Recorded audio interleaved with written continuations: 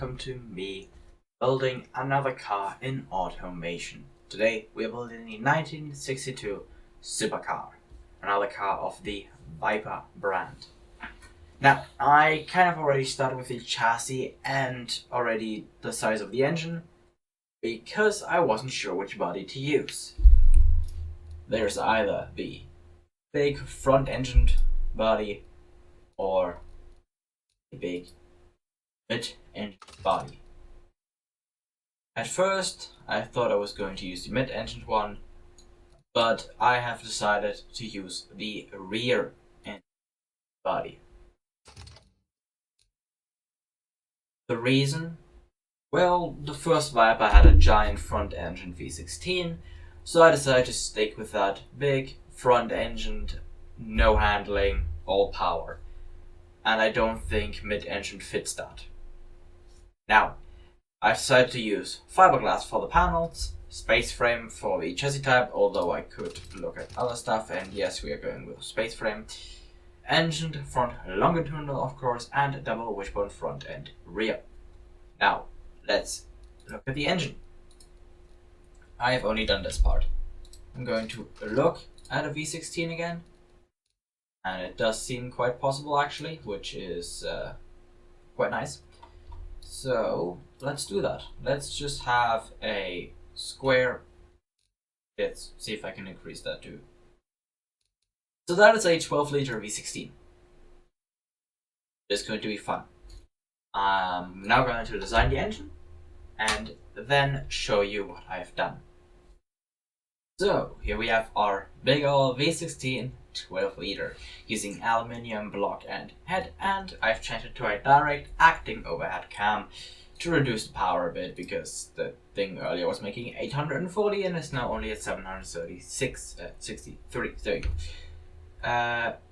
Which is still way too fucking much, but a harmonic damper, forged steel, heavy duty forged and forged. Compression 11.921. Camber for 38, springs and lifters of 51. I could have made it higher, but oh, actually I can't. Oh, there you go. I could make it even higher to get more power, but then we're like right at the edge and I don't want that. So yeah, this is great. Obviously no turbo, and I don't like them anyways. A DCOE carburetor with 8 carburetors. Which actually makes more power. That looks like this. There is this look and this look, but this actually makes more power, so that's what I will use. Fuel mixture of 12.5, which is right at the edge. Ignition timing of 61, which yeah, we're getting towards knocking even with 100 run. And a RPM limit of 5,100 because at 5,200 we're actually getting into the crank. And have the exhaust as good as I can. I could raise, but that actually has it make less power. I am not capable of speaking correctly today, and also race looks weird and low. But it looks better. And noise or sound. Well, have a listen.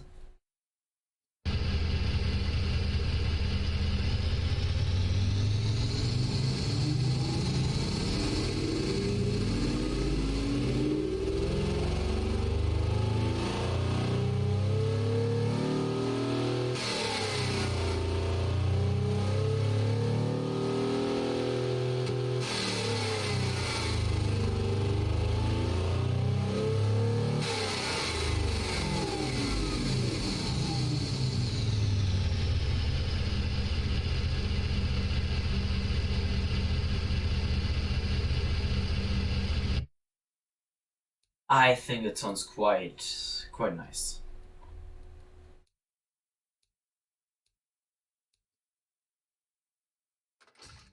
Go. And now to the rest designed. I'll see you once I finish this. All right. So there we are.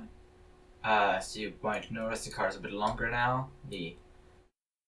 I have the biggest rear tires on it that I can. It still has 81% wheel spin, which is great. We have 265mm tires in the rear and little tiny 185s in the front. Radial, semi-slicks. Fairly big wheels. Brakes are set up just how the game likes them. So I think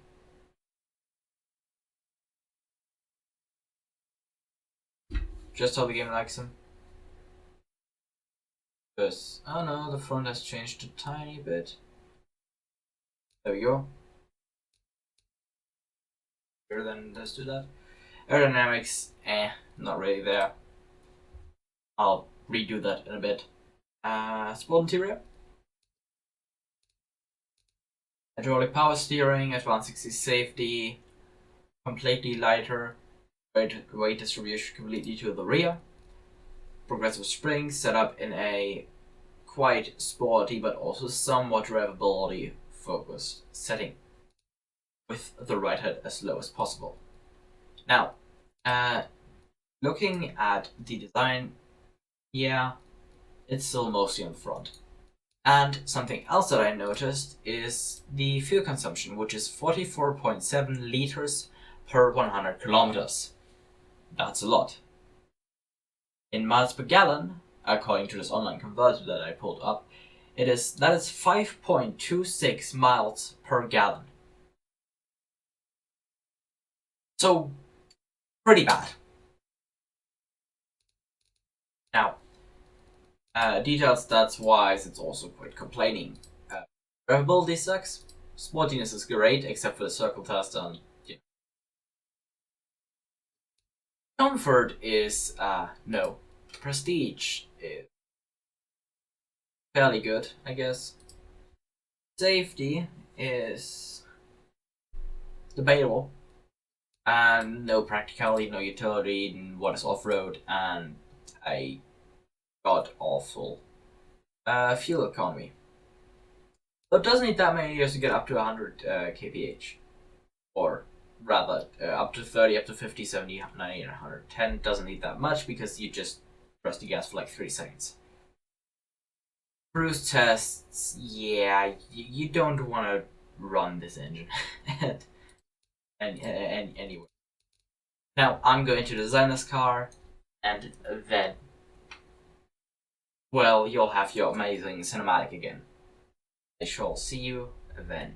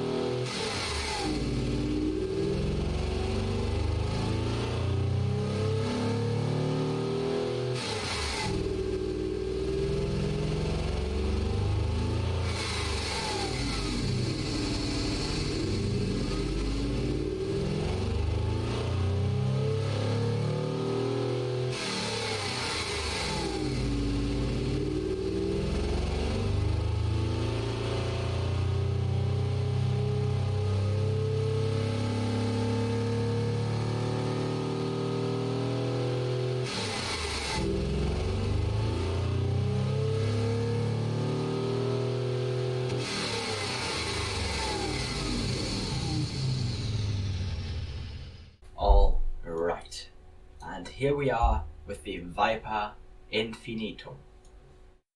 I couldn't come up with a better name, honestly. Now, you might realize that the Viper logo has changed since last season. The reason for that is that the Viper logo that I used then is gone. It hasn't been remade for the new version of AutoGames, so I can't use it. There was another Viper logo, which is also not been updated. And I forgot about that and didn't check for any other snake logos that I could use. So you're just gonna have to work with this crown for now. I'm going to see if I can find one, and if I do, then I'll change it up before we go to BeamNG. But for now, you're gonna have to have just a crown. Now, the lights. I think these work relatively well. I didn't really keep much from the front design, other than, of course, the badge with the vents around it. Then, whereas further in the front, I did actually keep the being on the side, though I did do this manually. This is actually one of the modern antennas, I guess, and I just put that together. And then the rear is completely overdesigned. Like, the front doesn't have anything, and the rear has way too much. Of course it does, because I can't design cars, but it looks good enough, I guess. And yeah, let's just head over into BeamNG Drive to see how this thing controls. Or rather, how it doesn't control. Alright, and here we are in BeamNG Drive. Now, I have once again spawned both cars in order to show a comparison, and I've realized that the color on the Neo Viper is not as good as the original one. I'm probably going to have it be a bit more golden. Now, the original Viper had this front, the new one looks like this. There we go. And they're similar enough, but still quite different. On the side, well, you know, not that much, and the rear is completely different because this one doesn't even have the real lights anymore, but that's all this had. This one has a completely over-designed rear. Now, that one doesn't even show up, this one does. Okay, I'm talking about the antenna, by the way. Now, let's drive each of these vehicles in order to listen to how they sound and then to see how they drive in order to better compare them. First off, let's just hit the gas completely and see. Well, first off, this one doesn't even have strong enough brakes to hold itself, and it's just not really good with traction.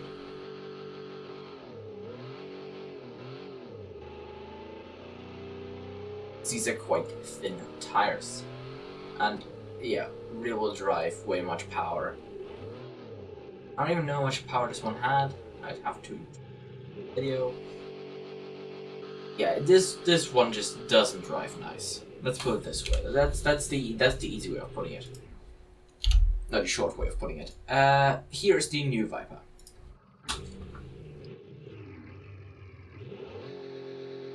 Brakes are strong enough.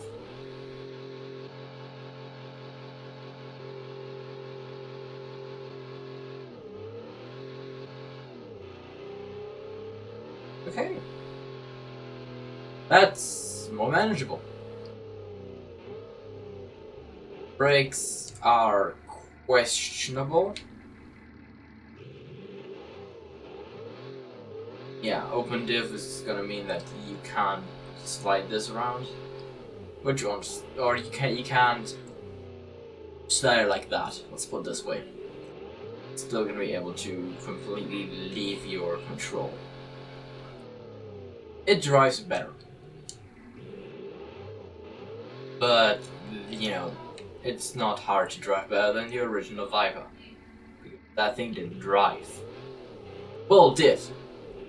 Straight into the next best tree.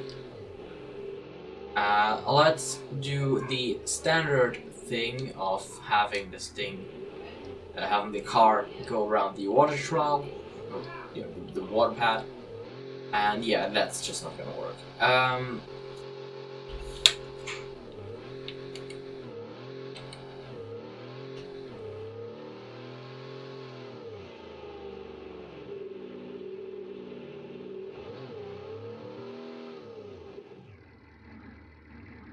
I do wonder how fast this thing is set.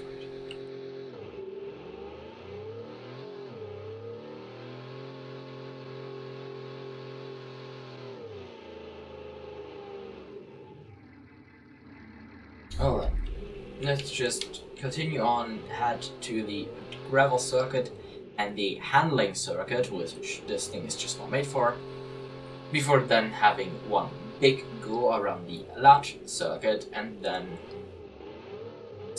doing a small time trial around the closed circuit.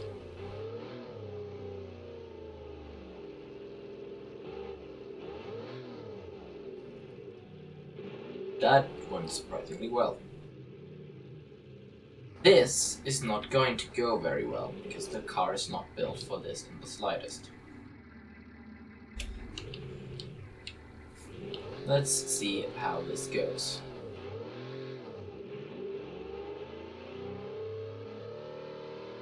Yeah, it's just slidey as fuck. There's no control. Well, a bit of control. Just not enough to get us around corners in the way that you would want. Oh, come on. At least it has enough power to not get beached. Oh, I keep doing that same thing where I let go of steering and... Come on. I love how it didn't go where I steered, but you know, what do you expect it to stick? When I say I love that, that was sarcasm, I hated that. Or rather, it's quite shit to drive. But we are on dirt. And I can't drive on dirt. Yeah. I think this time around the Viper is gonna be just how I want it to be.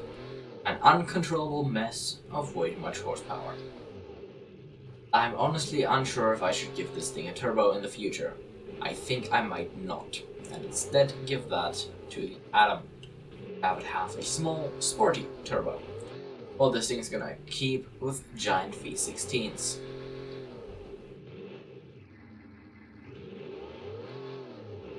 That's gonna have the issue for me to actually tune the Atom to still drivable with a turbo because I'm not good at that.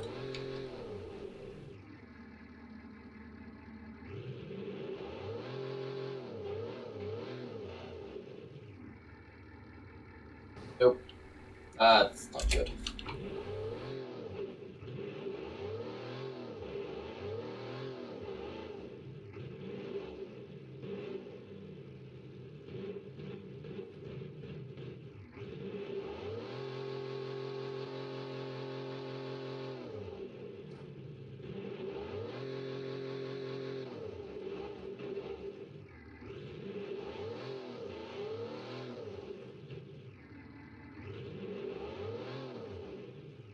Does it actually carry over how much light you give it? No.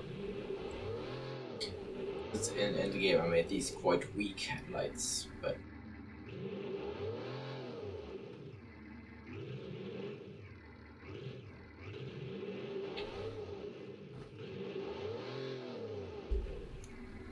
This is not good.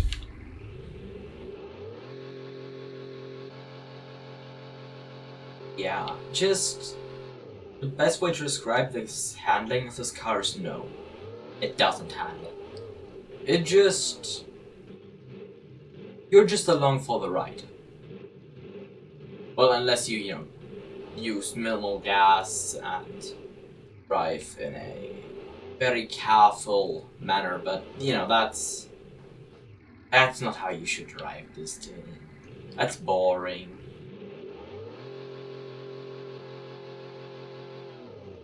That's exactly what you do. I do whenever it has enough power to just...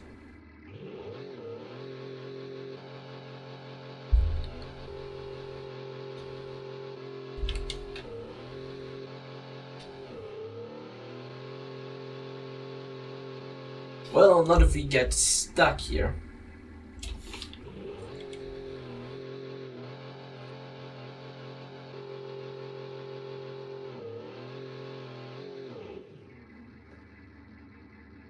Let's try second gear.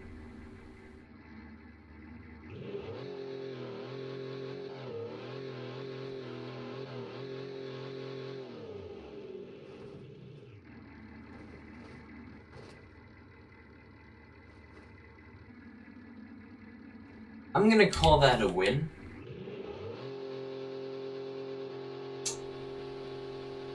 Huh? Oh, open diff.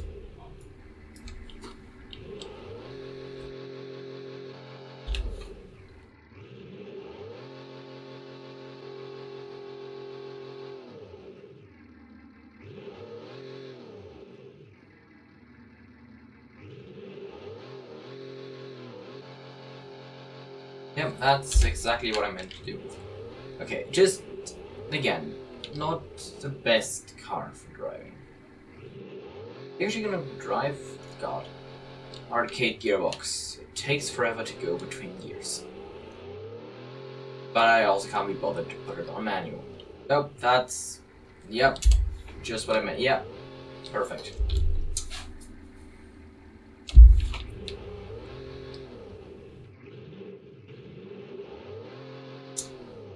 I can't wait until the next episodes where we build normal cars.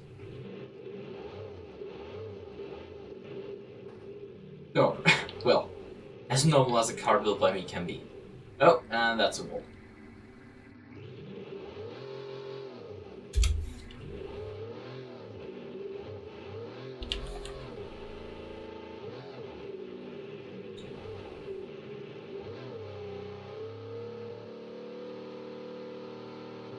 Fucking hell, I'm getting fed up with this. Let's just get us back onto asphalt, and then let's do the handling circuit. Right, after that failure on the gravel circuit, let's get us to the handling circuit and let's see how badly this thing does. Let's just go from here.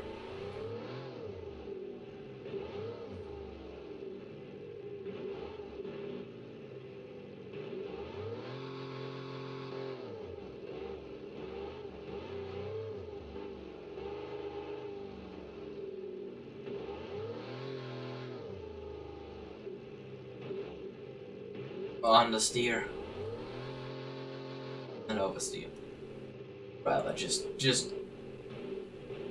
with spin, not really all that much oversteer.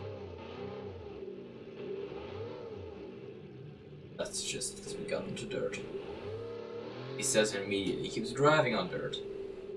Yeah, I'm not the best driver. I'm not even a mediocre driver.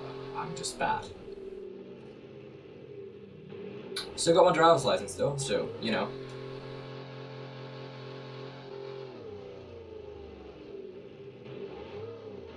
Anyways, oh, that's...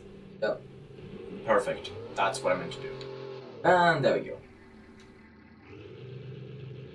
Okay, that looked nice, but was still shit.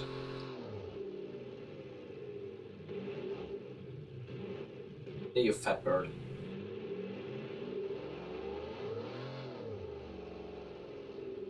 Well, not really a bird, it's more of a snake. But it's not a snake that's able to slither around. More so just a fat snake sitting in its den being forced to move even though it doesn't want to. I have some weirdest analogies today. Yep, and there we go. Just, come on. Get us to the main circuit. Let's do one last run there. Alright, let's go. Oh god, that is... we spent for days. But that's kind of the point of this car. An uncontrollable piece of shit. Oh, and I do not want to go over those curves.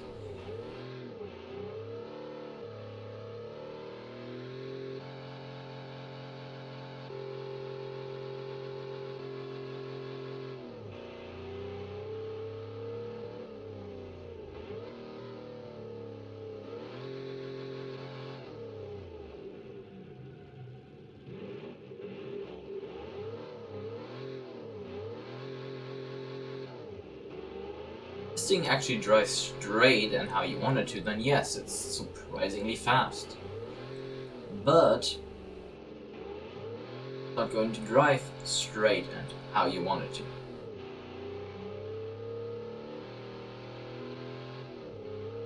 I am actually quite scared that it will just break out suddenly. And I'm gonna hit the brakes.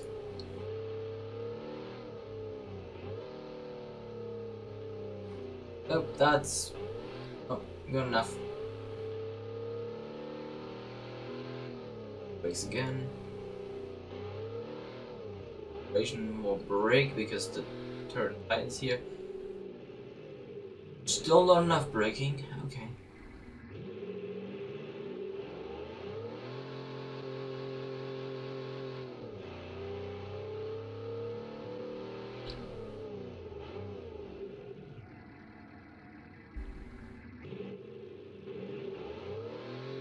Or he could have kept going for a bit longer before braking. Oh, okay. But, you know, good enough. The left one doesn't shift into second gear. Or third gear for that matter.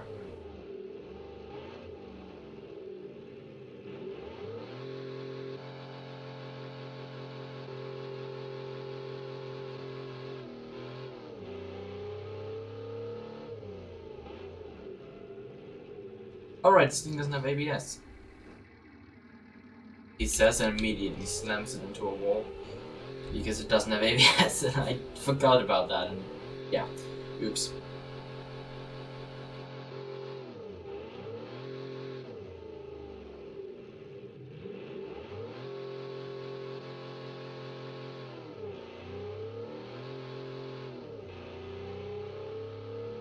There we go.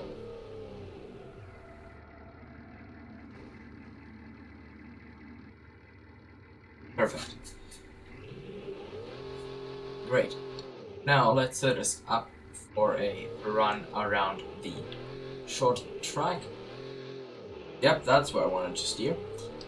So like I said, set up for a run around the short track, and then let's see how that goes. On the bottom right, you can see the attempts from the Atom and the Falcon. Now let's see how well the Viper does.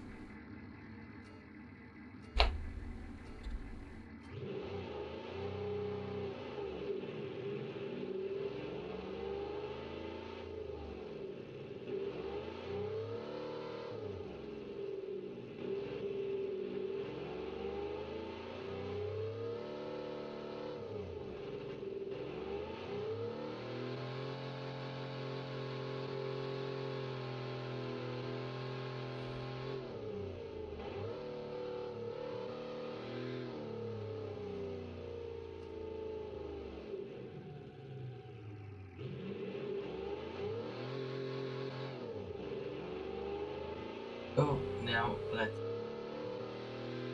carousel,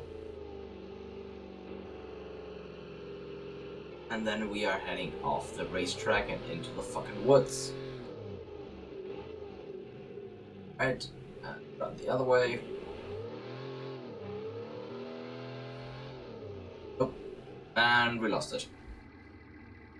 Don't think this one's going to break any records now.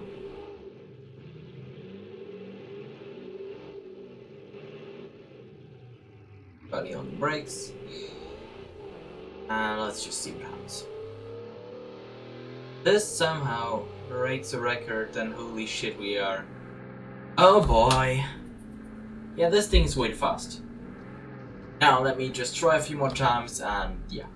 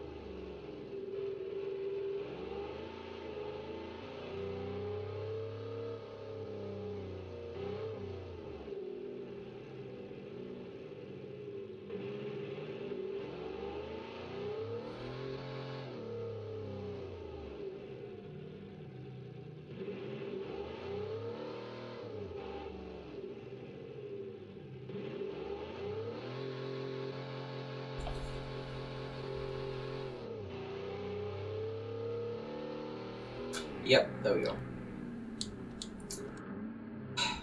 Why is the fucking handbrake button the same as going through things? I need to look at that. Anyways, there we go. 118. Holy shit. All right. So the Viper is now in first place on the racetrack with a time of 1:18. The Atom is in second place with a time of 1:24, and the Falcon in third place with a time of 1:29.8. The Viper is 1:18.7, but you can see that here, so it's more of a 1:19 with the Atom at 1:24.2 and the Falcon at 1:29.8. Anyways, that was quite fun.